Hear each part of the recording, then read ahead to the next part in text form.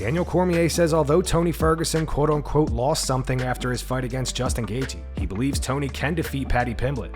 On his YouTube channel, DC said, "Is it as simple as he just needs one? Because imagine what happens if Tony Ferguson beats Paddy Pimblett." He said before the last fight, "I sat with him in the fighter meeting and Tony Ferguson said, it's going to be a fight right now. 5 more fights. I'm on the title." So it's not like he has lost that desire to fight. He has not lost the thought that he can be a world champion. I'm going to tell you this right now, and this is the saying as old as time, fellas. Every great champion has one more night in him. We saw it with George Foreman when he beat Michael Moorer. He did not belong in the ring with Michael Moorer. We have seen so many great fighters have one great night, where if you close your eyes and you squint enough, they remind you of that person that was on that run. I think Tony Ferguson was so good. The way he would hit these guys, they would look like they were bludgeoned. I think he lost something in that Justin Gaethje fight. Middle of a pandemic, no people in the arena, fighting Justin Gaethje for 5 rounds, getting beat up for as long as that took. I thought he lost something in that fight, and he just never looked the same afterwards. But not many people don't lose something when they fight Justin Gaethje. Justin Gaethje takes a little part of you that you don't get back, so I don't think you can blame Tony Ferguson for that. Sean O'Malley gives his take on Tony Ferguson fighting Paddy Pimblett. Sean agrees with Michael Bisping and believes it's a lose-lose situation for Paddy. He also believes it's a very winnable fight for Tony. Initial reaction, I'm like, God damn, that's a lose-lose for Paddy. You go out there and beat Tony, who's really good, but on a 6-fight losing streak. So you beat him, you're not going to get credit for beating Tony Ferguson. You're going to get credit for beating a guy you should beat him. But it's a dangerous fight. It's not like that easy of a fight. It's not going there. It's going to be a tough fight. Tony could 100% win this fight. And that is, I mean, now you're coming off of a loss to a guy. I mean, at least it's still T. Ferg, but it's like, is it T. Ferg? I don't know. It's like the reincarnation of T. Ferg. Yeah, I was a little surprised. I feel like we talked about it forever ago, and I kind of was guessing that was going to happen. You called it. And so I kind of called it. And but I said no. Yeah, Tony Ferg opens, I think, like a plus 300 underdog. I do think, like you said, it is kind of a lose-lose for Paddy because everyone's expecting Paddy to be able to go out and finish Tony. But Tony had glimpses in the Bobby Green fight. He had glimpses when he fought Chandler. And I do think Paddy probably gets it done. I'm thinking like a 2nd or 3rd round finish. Oh, really? Finish, huh? Yeah, I think he can. How do you think he finished it? Like TKO, just shots, or just sub him? I think he hurts him. Because Tony's been kind of dropped in the last couple fights. I hear he hurts him, and I think he just TKOs him ground and pound. Because Paddy hasn't fought in a long time. Yeah, he got injured. What was that? Jared Gordon was his last fight. Yeah, Jared Gordon was his last fight. I think Jared Gordon fights on the New York card. But yeah, that's gonna be. Then he had surgery. I think ankle surgery. He said so. Yeah, he's been out for a while, but. That card's shaping up to be sexy. Oh, dude, the end of the year, all the cards are going to be kind of pretty sweet. Even now that they added Yuri versus Alex Pereira on the co-main for the John Jones fight. Yeah, that's crazy. That's a huge addition. Renato Moicano reveals that after he lost to Jose Aldo back in 2019 via TKO, everybody and everything changed around him. He says that people who were once there for him started to become distant and were upset with him for losing money betting on him to win. As always, go subscribe to our friend Renato's YouTube channel. Links in the description. Man, my ego was very, even though I lost before the fight, my ego was very, now I am like, I'm fighting a legend and this and that. That doesn't mean nothing, my brother, because before the fight, I don't know if you know, but if you Google, I was favorite on the fight. I was minus 250 or something like that.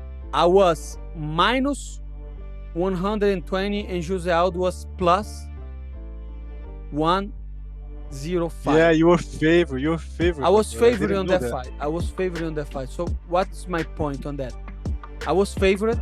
So Vegas thought I was winning. So as everybody, people on the gym, friends, fans, and everybody was supporting me. And I was feeling, okay, I will beat this guy. I will fight for the title. I will be champion. And I will be the best. The same thing that we're discussing, Yeah. I will be the best. And I will be remembered. And I will be a legend. And this and that. And what happened? I lost. And let me tell you something. Everybody changed. Everything changed. People that used to message me all the time didn't message anymore. Fans that used to support me start to trash me on the social media. Yeah. Even family. And man, I lost money on you and this and that. So my whole point, at this point, I realized that if people just like you because you're winning, they don't like you. My whole point, I just realized that, like, if people just support you when you winning, they are not supporting you. They are supporting your winning. You know, they win. And that's okay too, because it is life and we do the same. I'm not judging those people because I am human being too, and I do the same. I do exactly the same. So that's not wrong with the fans. That's what is wrong with everybody, me included. Joe Rogan recently stated that he still believes Alexander Volkanovski defeated Islam Makhachev.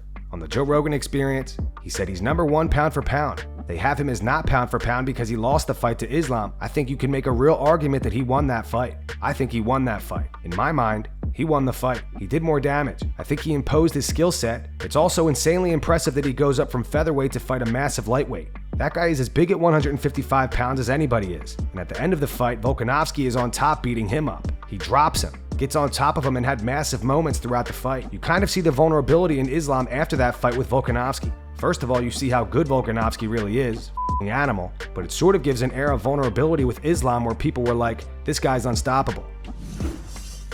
Islam Makhachev fired back at Charles Oliveira, claiming it's unfair that they're fighting in Abu Dhabi. If you haven't heard what Charles said, it's from his recent interview with James Lynch. His translator said, he doesn't think it's fair, but it's the game. That's where the champion is. He calls the shots, but he's coming back for his belt wherever that is. Islam fired back via Twitter. He wrote, Charles, I asked to fight in the US in the summer, but UFC has other plans. I am a UFC fighter like you. Never set the conditions for the UFC and fought where they offered. My last fight took place in Australia at the Challenger's backyard. Simple.